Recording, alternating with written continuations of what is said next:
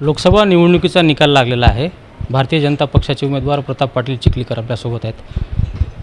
Sir, निकाल लागला आहे, काय प्रतिक्रिया आहे? निकाल लागलेला आहे। माझा पराभव झाला आणि मोठ्या मनाने पराभव मी स्वीकारलेला आहे। मला सकाळपर्यंत माझ्या विजयाची खात्री होती, परंतु 5 वर्ष काम करत असताना माझ्या कुठे चुका झाल्या असतील आणि लोकांनी त्याची नाराजी व्यक्त केली असेल, म्हणून माझा पराभव झाला। ज्या काही चुका झाल्या असतील तो दुरुस्त करण्याचा माझा प्रयत्न आहे।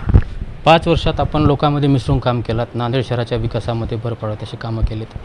काय वाटतं तरी लोकांनी तुम्हाला?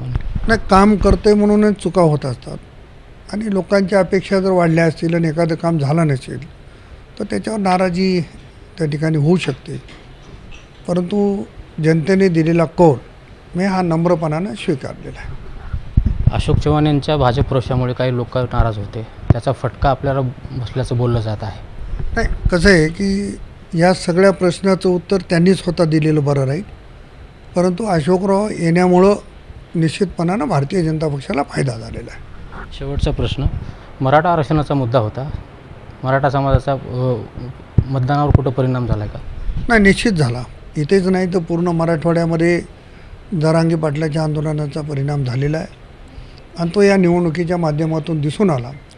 त्याचाच फटका नांदेडमध्ये देखील मला या ठिकाणी बसलेला आहे। नक्की जरांगे पाटलांच्या आंदोलनाचा फटका या निवडणुकीमध्ये बसला असल्याची प्रतिक्रिया भाजप उमेदवार प्रताप पाटील चिखलीकर यांनी दिली आहे। यशपाल भोसले, TV9 मराठी, नांदेड।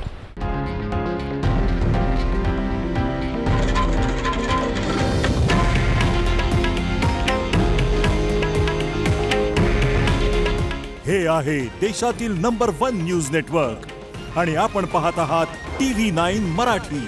काळजी तुमची, हित महाराष्ट्राचं।